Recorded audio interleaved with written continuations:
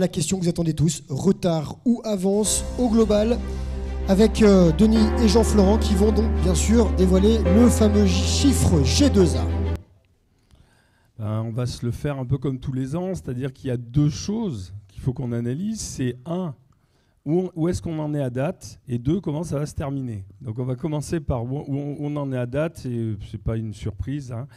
On a une belle avance à date, puisque le nombre de réservations enregistrées sur notre panel est en avance de 6,1% par rapport à l'année dernière, qui, je vous le rappelle, était déjà parfaitement exceptionnelle.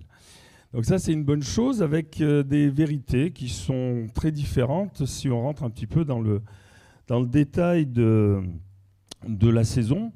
Rappelez-vous, l'année dernière, on était époustouflés par le niveau de réservation du jour de l'an. Et ben cette année, c'est encore meilleur. Donc en fait, il n'y a plus rien à vendre quasiment. En tout cas, plus vous montez haut, plus vous montez en gamme, moins il reste de réservations à faire. Donc on a même réussi le tour de force à avoir 14% de réservations en plus sur la semaine du réveillon, et ce qui représente sur les vacances de Noël, puisque vous voyez qu'il y a un très léger retard sur Noël, une amélioration de 8%, ce qui est quand même extrêmement fort. Pareil pour les intervacances de janvier. À date, on a déjà 8,5% de réservations de plus que l'année dernière. Donc le début de saison hiver démarre vraiment très très fort. Après, comme on a pu le voir, c'est extrêmement mitigé pour la période des vacances d'hiver, puisqu'on a 32% de retard sur les réservations de la première semaine et 14% sur la dernière, avec par contre des avances sensibles, un report sur les 2 semaines intermédiaires, 8 et 9. Enfin, je vais passer rapidement, mais en gros, d'ailleurs, la conséquence de tout ça, c'est qu'actuellement, à date, les vacances d'hiver, on est flat par rapport à l'année dernière, hein, c'est plus et c'est moins, donne un nombre de nuitées réservées identique à celui de l'an dernier. Et enfin, on va passer rapidement, mais c'est vrai que les 2 dernières semaines de l'intervacances de mars sont vraiment boostées, notamment par les vacances d'anglais qui n'existaient pas l'année dernière. Voilà ce qu'on peut dire globalement, et un tout petit focus sur l'élasticité des prix, hein. Vous aurez tout le détail de l'élasticité dans les documents que vous pourrez aller chercher dès cet après-midi. Ce qui est intéressant avec l'élasticité et tout ce qu'on vient de se dire, hein, c'est que, et là je parle aux yielders qui sont dans la salle ou qui sont connectés, bravo pour les tarifs de la semaine 1, la semaine 8 et la semaine 9. Hein. Vous êtes régalés, vous avez eu raison, c'est tout parti. Donc ces tarifs-là, ils sont très appropriés. Et c'est une vraie réussite, hein, puisque là, on a vu qu'il y avait une augmentation assez conséquente, hein, sur la semaine du jour de l'an de tarifs, mais elle a été complètement encaissée par les clients de cette période-là. Sur l'intersaison de janvier, ce qui est à noter, c'est qu'effectivement, il y a une croissance permanente du nombre de personnes qui viennent sur cette intersaison. Et finalement, il n'y a que la semaine 6 qui a une petite variation de tarifs à la hausse par rapport à l'année dernière. C'est vrai que quelques groupes, c'est une semaine qui sera peut-être plus fréquentée, comme en 2023, hein, que la première semaine des vacances, la suivante. Mais en tout cas, il n'y a pas vraiment de variation. Certains groupes ont un petit peu augmenté leurs tarifs, mais sans plus. Le gros effort qui a été fait sur la semaine 7, on voit il est malgré tout insuffisant. C'est troublant, hein, c'est-à-dire que c'est un gros effort objectif. Hein, mettre cette semaine-là avec une élasticité à 73%, c'est vraiment un gros effort. La semaine 10, probablement il y aura des prix qui seront faits sur cette semaine.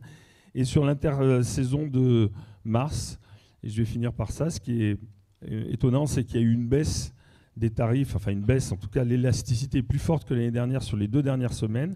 C'est pour ça que leur performance est parfaitement bonne, puisque en plus c'est des semaines qui ont des clientèles qu'ils n'avaient pas l'année dernière. Voilà. Alors on arrive donc aux réservations à date sur le Global Saison, sur le panel G2A Montagne. On est à 35,7% donc de taux d'occupation global, et ce qui représente, donc chiffre G2A, une évolution de plus 1,9 points par rapport à l'année dernière, à peu près à la même époque. Si on prend ce taux d'occupation et cette évolution, on le répartit au niveau des deux panels, le panel grand domaine et le panel charme.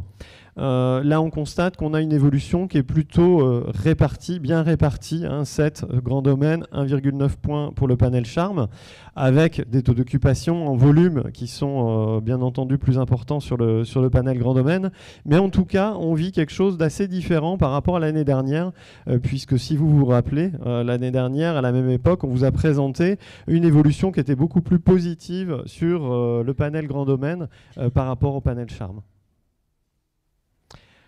Ensuite, donc ce taux d'occupation, si maintenant on le voit avec les massifs, et on va regarder donc uniquement l'évolution. Donc Alpes du Nord et Alpes du Sud, donc on est positif. Il y a une avance de réservation, plus 2,3 points pour les Alpes du Nord et plus 1,1 point pour les Alpes du Sud.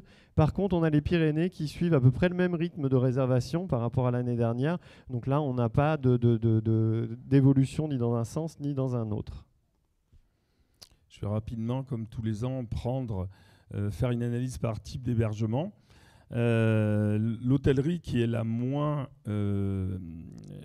qui est l'hébergement le moins, je ne retrouve pas mon terme, prémédité, enfin moins anticipé, voilà, ça y est, je l'ai retrouvé, a quand même des situations un petit peu différentes. Sur le 1, 2, 3 étoiles, ce qui est assez étonnant, c'est que l'avance est linéaire quasiment, hormis les vacances de printemps, mais ça représente quasiment rien pour l'instant. Par contre, sur l'hôtellerie 4-5 étoiles, l'avance la plus forte est très clairement sur les intervacances de janvier, les périodes où les tarifs sont les plus attractifs, avec une stabilité sur les autres périodes et une très légère avance finalement de 3,8 points sur les vacances de fin d'année. On va voir que, quand je dis très léger, c'est parce que les autres types d'hébergement ont une croissance beaucoup plus forte sur cette période-là. Donc pour les villages vacances, c'est ce que je vous disais à l'instant. Les villages vacances, on est sur un modèle qui est très familial et pour beaucoup d'opérateurs internationaux, conséquence de très très belles avances sur les vacances, que ce soit de fin d'année ou d'hiver. Et également, c'est un des types d'hébergement qui tire l'intervacances de mars avec sa clientèle britannique. Pour les agences immobilières, c'est ISO par rapport à l'année dernière, avec un très bon départ et pour l'instant, une fin poussive. Voilà ce que je peux dire. Pour les résidences de tourisme, alors là, on a la meilleure progression, mais ce qui est intéressant, c'est d'envisager la chose entre les 4-5 étoiles et les 1, 2, 3 étoiles. On voit que les 4-5 étoiles ont une avance de 6,2 points, qui est de loin la plus importante que de tous les hébergements qu'on a pu vous présenter, avec une avance folle sur la fin d'année, puisqu'on a 16 points d'avance sur l'année dernière. Voilà. Donc ça démarre très très fort. Et donc plus les produits sont premium, plus les réservations sont précoces et intenses. Pour le 1, 2 et 3 étoiles, on est sur un modèle qui ressemble au modèle général, avec un petit retard sur les vacances d'hiver à date. Enfin, sur le particulier à particulier, il est dans la norme. C'est vrai qu'il a des performances qui sont pas folles ces 2-3 dernières saisons. Quand je dis saison, c'est hiver et été compris. Il y a une logique de problème de stock qui a tellement cru ces dernières saisons qu'effectivement la performance est limitée. C'est toujours le même sujet, c'est-à-dire qu'ils ont du mal à avoir des taux d'occupation élevés sur les périodes d'intervacances. Alors ils font un peu mieux, mais ça reste sur des niveaux extrêmement faibles. Alors maintenant, vous trouvez donc ici la prévision G2A pour l'hiver 2026, avec un chiffre G2A, le chiffre de la prévision. On est donc à plus 0,2% en nombre de nuitées. On a estimé ça. Et donc, vous trouvez tout le détail. Alors, le détail, c'est le résumé des épisodes précédents, si vous n'avez pas suivi, avec donc, les vacances de fin d'année, où on est à plus 2,9% par rapport à l'année dernière, notamment boosté par la semaine de Noël. Ensuite, l'inter-vacances de janvier, où on est à plus 2,6%. On a notamment une belle évolution sur la semaine du 3 janvier, donc du Noël orthodoxe. Et puis, donc, ensuite, on arrive aux vacances d'hiver. Donc là, où on est à moins 4,2% par rapport à l'année dernière, avec les difficultés qu'on a vues sur la première et la dernière semaine. L'intervacances de mars, on est à plus 2% en nuitée, donc par rapport à l'année dernière.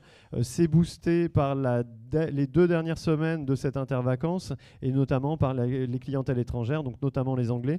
Donc on a un calendrier qui est plutôt favorable sur mars et finalement la prévision n'est que de plus 2%. Sur les vacances de printemps, donc configuration différente.